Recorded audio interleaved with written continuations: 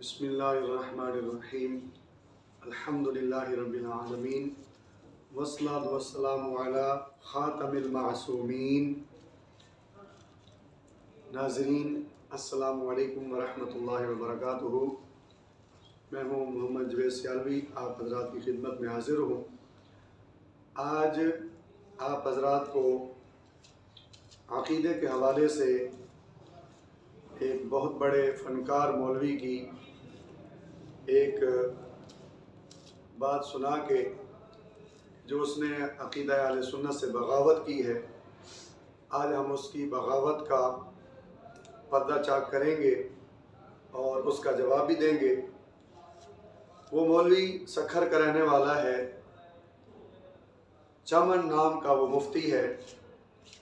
اس نے گولڑا شریف ختم نبوت کانفرنس میں تقریر کرتے ہوئے یہ لفظ بولے جو آپ سن سکتے ہیں،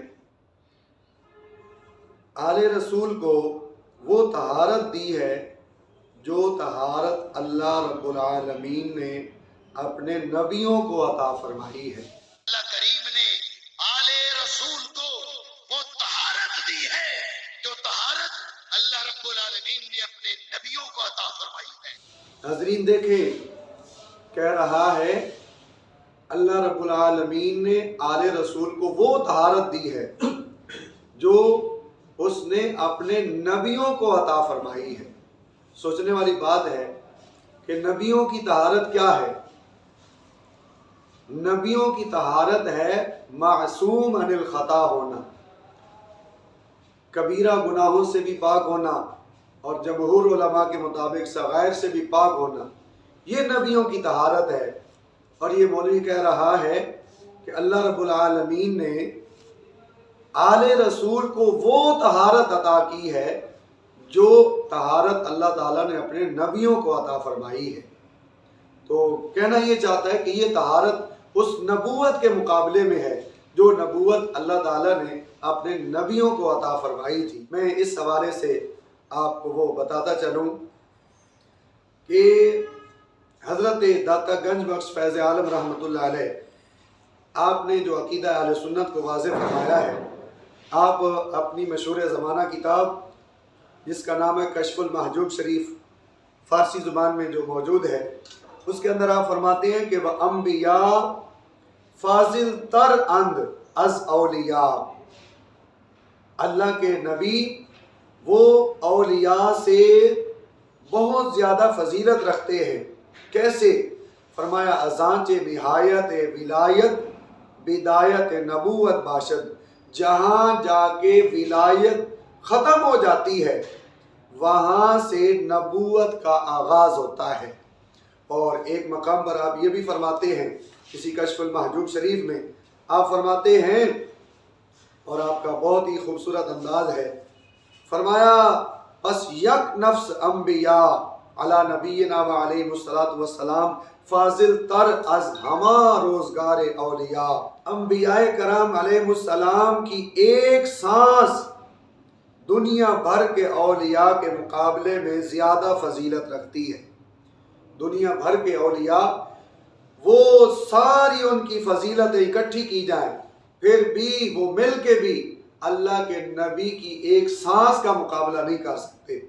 حضرات محترم، داتا صاحب اتنے بڑے ولی اور سیدوں کے سید، وہ عظیم سید، وہ عظیم صوفی جن کی بارگاہ میں چشتی بھی حاضر ہوتے ہیں، قادری، نقشبندی، سہروردی، ساری دنیا ان کو سلام عقیدت پیش کرتی ہے، وہ تو یہ فرمائیں کہ انبیاء کی سانس کا مقابلہ بھی نہیں ہو سکتا، اور یہ مولوی کہتا ہے کہ جی اہل بیت کی طہارت وہ ان کی نبوت کے برابر ہے، اور اللہ نے جو طہارت نبیوں کو عطا فرمائی وہ طہارت اللہ تعالیٰ نے آل رسول کو عطا فرمائی ہے۔ محترم سامعین، میں آپ کو بتاتا چلوں کہ یہ ایک عقل سے بھی بندہ کام لے تو بات سمجھ میں آ جاتی ہے۔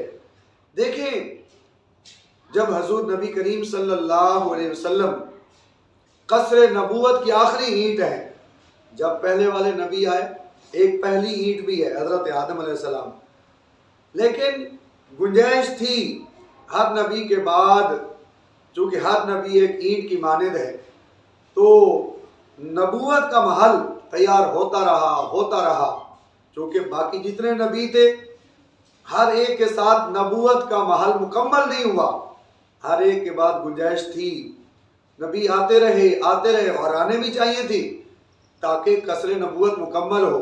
لیکن جب ہمارے پیارے نبی صلی اللہ علیہ وسلم آخری اینٹ قرار پائے اور آپ جب آئے تو قصر نبوت مکمل ہو گیا، تو آپ کے بعد کسی قسم کی گنجائش بھی نہ رہ گئی۔ اب یہ کہنا کہ بعد والوں میں بھی صلاحیتیں تھیں، بعد والوں میں بھی وہ کمالات تھے، وہ ساری چیزیں تھیں جو نبوت کے لیے ضروری ہیں، تو حضرت محترم اس طرح تو نبی کریم صلی اللہ علیہ وسلم نے حضرت عمر پاک رضی اللہ تعالیٰ عنہ کے بارے میں بھی فرمایا، لو کان بعدی نبی لکان عمر، اگر میرے بعد کوئی نبی ہوتا تو وہ عمر ہوتا۔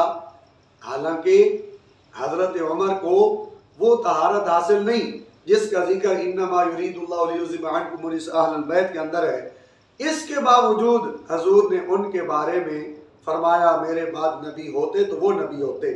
مقصد کیا تھا کہ میرے بعد اللہ تعالیٰ نے نبوت کا دروازہ بالکل ہی بند فرما دیا ہے۔ تو کہنا یہ چاہتا ہوں آج اس مولوی صاحب نے وہی بات کی ہے جو شیعہ اور جو روافظ کہا کرتے تھے۔ میں آپ کو روافظ کے حوالے سے یہ بات بتاتا چلوں، رافضیوں کی مشہور کتاب ہے جس کا نام ہے الحق المبین فی معرفت المعصومین، اس کا مصنف ہے شیخ علی القرانی العاملی۔ اس نے یہ تقریباً 652 صفحات کی یہ کتاب لکھی ہے۔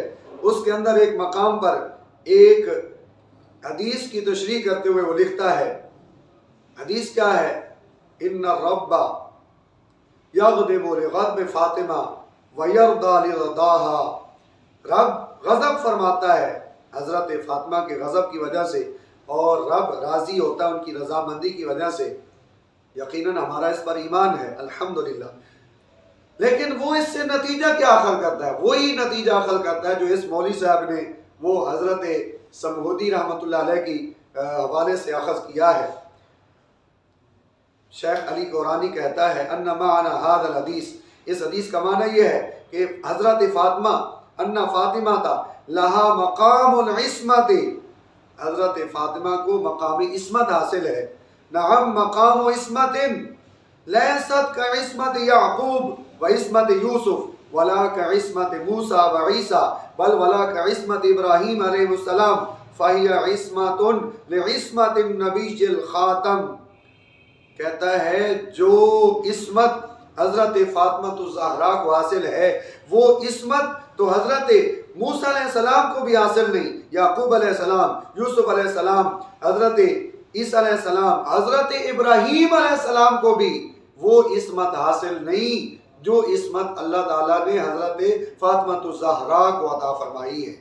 بس صرف اتنا سا فرق ہے کہ رافضی نے ایک قدم آگے بڑھا دیا ہے کہ اس نے نبیوں سے بھی زیادہ عصمت مانی، اور اس ہمارے مولوی نے جو اہل سنت کہلانے والا ہے اس نے ان کے برابر کر دیا کہ ان کو اللہ نے جو طہارت عطا فرمائی ہے وہ نبیوں کی نبوت کے برابر ہے۔ تو حضرات گرامی، میں یہ آپ سے کہنا چاہتا تھا کہ اللہ کے نبی کی آل رسول اہل بیت اطہار کروڑوں بار ان کو سلام ہو۔ یقیناً اللہ نے جو ان کو بے مثل طہارت عطا فرمائی ہے وہ بے مثل و بے مثال ہے۔ ہم ان کی طہارت کو مانتے ہیں اور ہم تو ان تمام کی طہارت کو مانتے ہیں جن کے بارے میں حضرت سید نعیم الدین مراد آبادی رحمۃ اللہ علیہ اسی آیت کی تفسیر میں انما یرید اللہ لیذھب عنکم الرجس اہل البیت کے تحت لکھتے ہیں کہ حضور کی اہل بیت میں حضور کی وہ جو ردا مبارک میں چادر مبارک میں آنے والے تھے وہ بھی شامل ہیں، اور جو حضور کی ازواج مطہرات ہیں وہ بھی شامل ہیں، اور حضور کے دیگر خاندان کے کئی احباب کو بھی آپ نے فرمایا کہ یہ بھی شامل ہیں۔ الحمدللہ ہم ان سب کے لیے تطہیر مانتے ہیں، چادر تطہیر کا سایہ ان سب پر ہے، لیکن اس کا یہ مطلب ہم نہیں مانتے کہ معاذ اللہ ان کی تطہیر کو اللہ کے نبیوں کی نبوت کے ساتھ ملا دیا جائے۔ اس لیے میں دعا کرتا ہوں اللہ تعالیٰ ہمیں اہل بیت کے دامن سے بھی، صحابہ کرام کے دامن سے بھی ہوتے ہوئے اللہ تعالیٰ عقیدہ اہل سنت پر قائم و دائم رہنے کی توفیق عطا فرمائے۔ آمین ثم آمین بجاہ النبی الکریم الامین۔